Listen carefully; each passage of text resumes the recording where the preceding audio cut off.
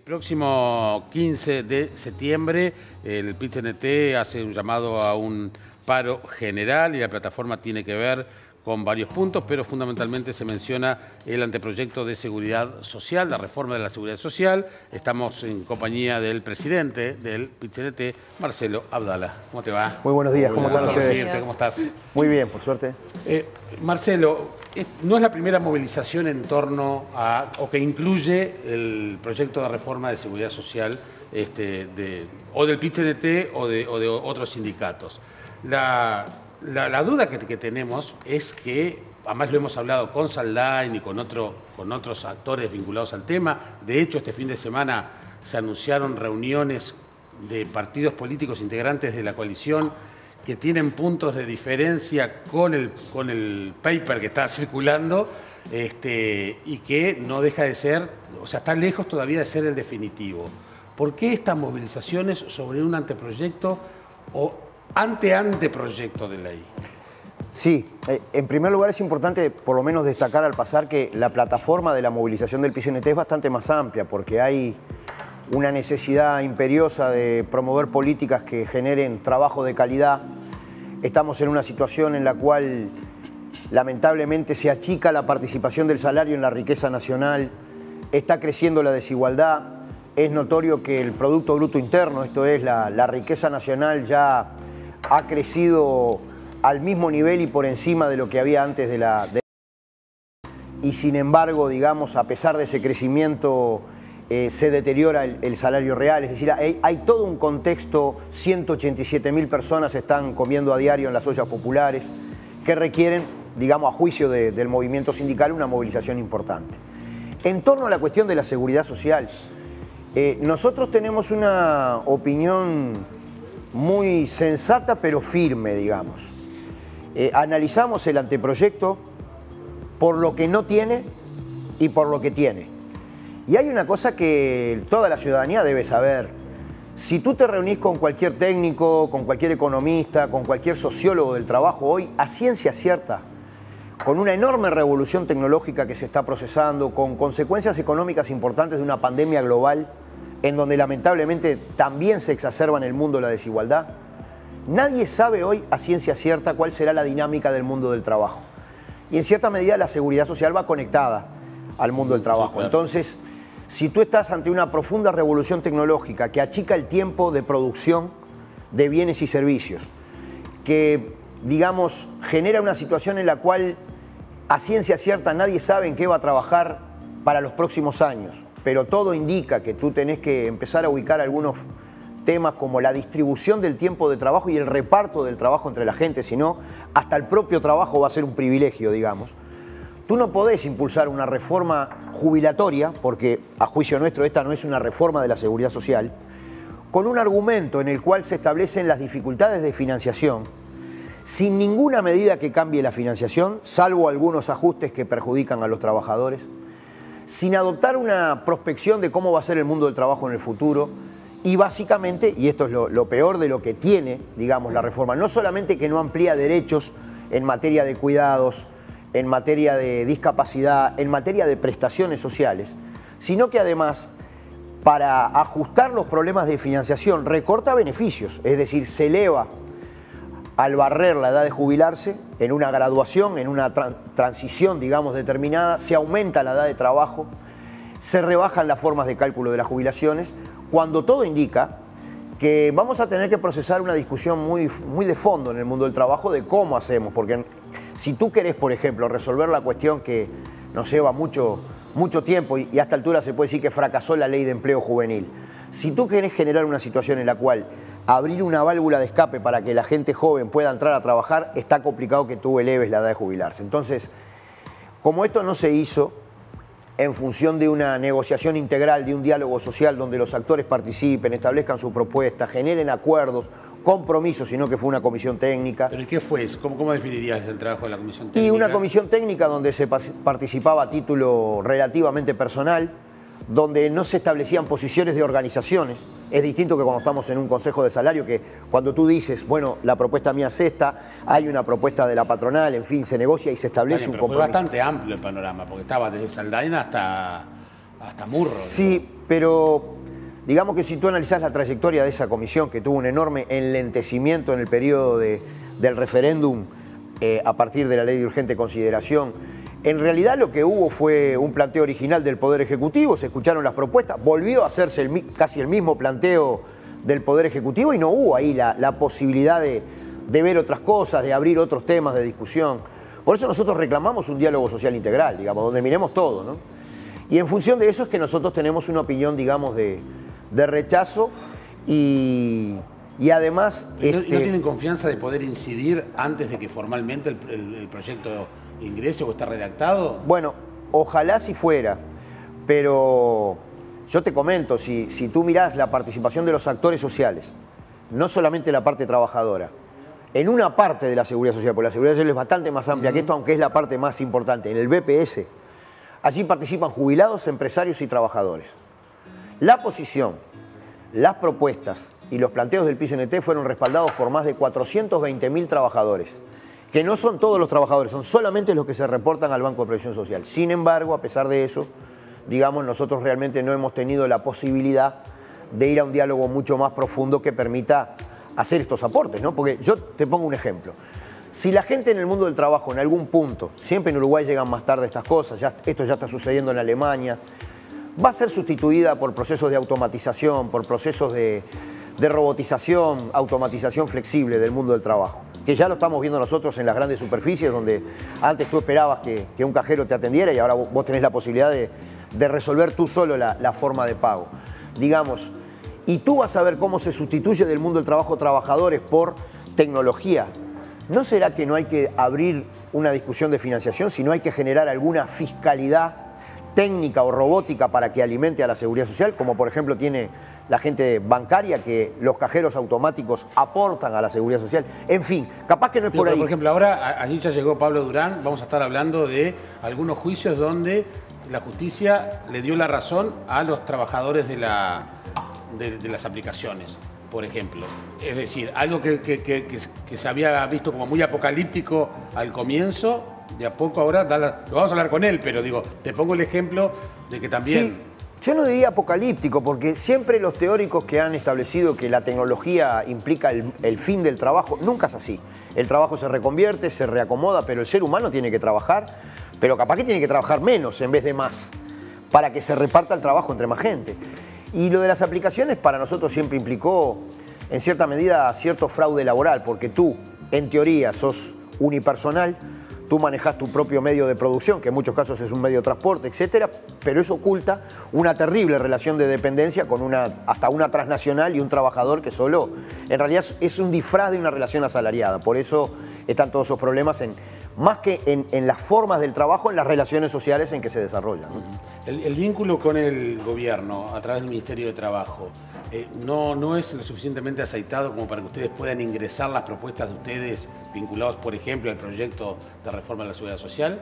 Mirá, tenemos un vínculo muy adecuado a dos direcciones. Cada vez que el ministro precisa conversar con el movimiento sindical, eso está abierto, y al revés es lo mismo. Pero en este caso, digamos, yo noté una cerrazón bastante rígida del Poder Ejecutivo, porque tú recordarás, nosotros no es que pensemos que la seguridad social no tiene que tener ningún cambio. El problema es que la dirección de los cambios que tiene que tener son otros. Y nunca pudimos ubicar una propuesta. Bueno, señores del Poder Ejecutivo, ustedes están analizando que la seguridad social tiene un problema de financiación. Yo pongo un ejemplo que tampoco tiene por qué ser la situación. Nadie se pregunta en este país por qué el trabajador que produce toda la riqueza en las empresas aporta un 15%, y la patronal, cuando no está exonerada más, aporta un 7,5%, cuando la Organización Internacional del Trabajo dice que por lo menos el aporte debería ser bilateral. Nadie se pregunta en este país cómo, si es posible que haya habido gente que depositó 40.000 millones de dólares en el sistema financiero, no se puedan encontrar formas de financiación diferentes para que en vez de recortar derechos, digamos, se haga sostenible la seguridad social. Y además, si la dinámica de la vida, yo no puedo creer, si estará mal la sociedad y mal organizada, que una buena noticia como es que aumenta la expectativa de vida se convierta en una mala noticia económica. Es decir, si hay que discutir la duración del tiempo de trabajo, bueno, pero ubicémoslo en un marco más amplio. Y en este caso el Poder Ejecutivo nunca tuvo, digamos, una apertura a abrir una discusión más integral, porque esto es solamente un cambio jubilatorio.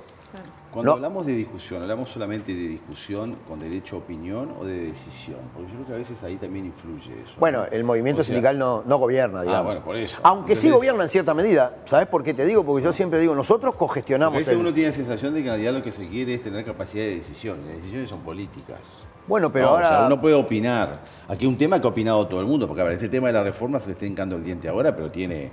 ¿Cuántos años hace que se viene reclamando una reforma? Y hasta el propio Mujica dijo... Esto así no puede seguir y hay que transformarlo porque es cierto, ¿no? El tema de la financiación del sistema. Pero entonces discutamos financiación, no recortemos derecho a priori. Y nosotros sí es cierto, el gobierno gobierna, el movimiento sindical es movimiento sindical. Pero sin embargo en el directorio del BPS, el movimiento obrero participa como parte del directorio y con 420.000 votos, es decir, con una legitimidad y representatividad importante. También participan los empresarios, los jubilados. Entonces es un tema típico, digamos, de diálogo social, en cierta medida de tripartismo, donde no significa que las decisiones políticas no se adopten en la esfera política, pero tú lo haces por lo menos en consultas más genuinas, más amplias e integrales con los actores de la seguridad social. Se ha insistido mucho de que se le dio participación en lo que es el grupo conformado de expertos ha tenido un diálogo fluido con todos los sectores en cuanto a recibir propuestas, por lo menos es lo que públicamente se ha transmitido de alguna manera, ¿no? Claro, pero una cosa... ¿Tú pensás que no es así? Y una cosa es que vos escuches las posiciones, que además son públicas, por tanto, nosotros nos enteramos por la reforma, por la prensa, digamos. Una cosa que tú escuches y otra cosa que tú te sientes en un ámbito, bueno, gente, vamos a ver si podemos llegar a un acuerdo acá de una seguridad social con derechos, sustentable, bien financiada. Son cosas distintas. Pasa que es derecho sustentable y financiación es también lo que se propone desde el grupo. Para ilustrarnos a los televidentes, porque ahora va a empezar la discusión parlamentaria y los socios de la coalición ya están anotando sus reparos, pero todos van a apoyar, vamos a ver qué dice el Frente Amplio.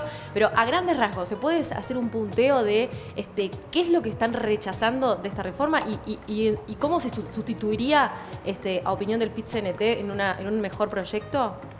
Punto 1. Puntito. No tiene ningún cambio de financiación, salvo que lo que tú hoy como consumidor, cuando usás la tarjeta de débito, recibís por devolución de IVA, eso en vez de disponerlo vos libremente, va a un fondo que tiene que ver con la seguridad social. Casi que se podría decir, en cierta medida, es un aumento de los aportes de los trabajadores, porque quien se consume todo el ingreso es el trabajador que no tiene capacidad de ahorro. Después no tiene ninguna otra medida de financiación. Seguimos aportando la parte trabajadora un 15% de su ingreso, la parte patronal un 7,5%. No se analizan otras exoneraciones. En el mundo rural, donde ni siquiera llegan a aportar esto, justamente los que están más beneficiados de los precios internacionales de las materias primas. No hay ningún retoque en financiación. Punto 2. La seguridad social no es solamente jubilación. Allí tú tenés elementos, partidas que hacen a la protección social para la discapacidad.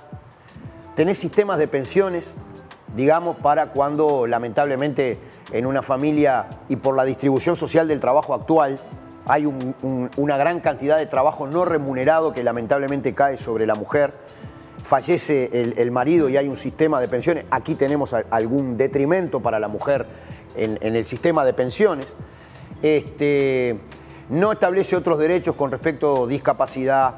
El sistema de cuidados, que para nosotros es muy importante, justamente para facilitar el acceso de la mujer al mercado de trabajo, aumenta sin más, digamos, para sectores importantes y en función de la edad, en función de cuándo nació, la edad de jubilarse de manera paulatina. Cuando tú aumentás la edad de jubilarte, simultáneamente aumentás el tiempo de trabajo, porque no es que vos llegás a los 60, que la gente tiene además más problemas para mantener su empleo y te podés quedar quieto hasta que te llegue la edad, vos tenés que seguir trabajando. Eso agrega un problema mayor al empleo juvenil y los promedios en que se calcula la jubilación caen. Entonces, no la criticamos porque no tiene nada de financiación, porque no es de la seguridad social, sino solamente de la jubilación y porque en general recorta derechos. Para nosotros hay otra cuestión. Si tiene que ser una seguridad social que mire el mundo del trabajo que se viene, hay que inventar nuevas formas de financiación, tiene que ser intensa en derechos y también tiene que ser sustentable, es decir, que desde un punto de vista económico las formas de financiación den para mantener beneficios actuales, pero ¿por qué no? pensar nuevo. ¿Qué experiencia tiene, por ejemplo, en otros países de América Latina? Porque Argentina pasa, Brasil pasa, creo que Cuba pasa, hay varios lugares donde la edad jubilatoria es a los 65 años. ¿Qué conocimiento tienen ustedes ahí? ¿Cómo funciona? Y bueno, que hay una cuestión... Porque a veces se hace mucho hincapié en el tema de la edad y que vamos a trabajar promediamente 2 años más porque la gente se jubila con 63 años. Pero digo, ¿cómo se financia todo eso? Omití una cosa clave que si no me quedo horrible con la pregunta que tú hiciste. Disculpame un segundito. El único sector beneficiado con este cambio de reforma jubilatoria son las AFAP. ¿Tá? Porque ellos tienen garantizado un ahorro forzoso de los trabajadores, en donde tú pagás para que te hagan ahorrar de manera forzosa, y además desde un punto de vista de la concepción, siendo que en esta sociedad hay múltiples espacios de lucro, de rentabilidad, porque es una sociedad basada en el mercado, nosotros sostenemos que en el mundo de la seguridad social, que es la protección social, no debería haber lucro en ese ambiente. Es decir, si tú mirás esta reforma, pierde por los ingresos que no se ve la financiación, pierden los trabajadores, pierden los jubilados del futuro, pero además el único que se beneficia es la SAFAP. Este es un aspecto que nosotros históricamente hemos rechazado. Bueno, y en torno a eso te digo una cuestión muy sencillita. Una cosa es que un trabajador se sienta bien, se sienta vital, pudiendo jubilarse a los 60, pero decidiendo conscientemente, no, a mí me conviene quedarme 3, 4 años más, digamos, a que se ponga al barrer, que te jubilás a los 65 y chau, cuando en algunos sectores del mundo del trabajo actual, yo quisiera decir, sin ningún desprecio por los técnicos que en un escritorio hicieron este proyecto, anda a trabajar en algunos segmentos de la industria, la que más conozco yo, la industria metalúrgica, la industria naval, con la carga física que tienen esas cuestiones, para ver si vos llegás bien a los 65 años, ¿no? Porque yo he visto, laburando en la industria naval, compañeros que de repente hasta son más jóvenes que yo, pero que ya los ves castigados por un trabajo muy duro, ¿no? Marcelo, para terminar, dijiste al comienzo que hay varias reivindicaciones en esta plataforma, pero bueno, ¿sigue siendo efectivo el paro general para tratar de incidir en quienes toman decisiones para que haya modificaciones en este sentido? Y yo qué sé, yo creo que sin lucha no hubiera habido 8 horas de trabajo hasta ahora, negociación colectiva, justamente seguridad social. La seguridad social sale de los acuerdos en los consejos de salario. Yo no te voy a decir que un paro hace así y tiene la varita mágica de resolver todo, pero es la forma que los trabajadores pueden hacerse oír. Y además en este caso tengo la alegría de que no va a ser una decisión solamente del PIT-CNT, sino que prácticamente todas las organizaciones sociales del país están adhiriendo, ¿no? Ya hemos tenido conversaciones con FUBAN, con la FEU, con ONASPU, se está montando la intersocial y realmente parece que va a ser una cuestión bastante amplia, en donde en definitiva lo que estamos poniendo una señal de alarma en la necesidad de construir una sociedad más igualitaria, en donde no se beneficie solamente un puñado de agroexportadores. Y de alguna manera están advirtiendo de que si no se toman en cuenta estos reclamos puede aumentar la conflictividad del... Sí, yo en eso digo que depende del análisis que haga, digamos, la dirección de la central, que es la mesa representativa. Nosotros lo que no tenemos es... ¿Qué piensa Marcelo Abdala? Y hay que ver, ¿viste? Porque no tenemos un programa a priori de acciones. Es evidente que venimos de un 1 de mayo muy grande, de una movilización muy importante el 7 de julio. Pero bueno, yo sé que hay mesa representativa el 6 de octubre y bueno, allí se estará viendo a ver qué actividades desarrolla el movimiento sindical en el futuro, ¿no? ¿Ustedes ya terminaron con el análisis pormenorizado de este anteproyecto de anteproyecto? Porque digo, a nivel político todavía como que no se han... Digo, dentro de la propia coalición, incluso desde la oposición, todavía lo siguen estudiando. ¿Ustedes tuvieron ya la posibilidad de estudiar todo el articulado detalladamente? Mañana en el secretariado del PIT-CNT ingresa un documento breve que va a establecer los ejes de qué reforma de la seguridad social quisiera el PIT-CNT y cuáles son los elementos centrales de la crítica al proyecto. ¿Se lo van a entregar Esto al no gobierno? Significa que hayamos terminado todo ese proceso, pero venimos bastante avanzados. ¿Se lo van a entregar al gobierno formalmente eso? Antes hay que considerarlo, digamos, en la mesa representativa para que además de un aporte de la Comisión de Seguridad Social y lo que vea el secretariado sea una posición formal del PIT-CNT, más allá de que en nuestro Congreso estos criterios que yo estoy diciendo se resolvieron. Gracias, Marcelo, por venir. Un gusto como siempre. Recibirte.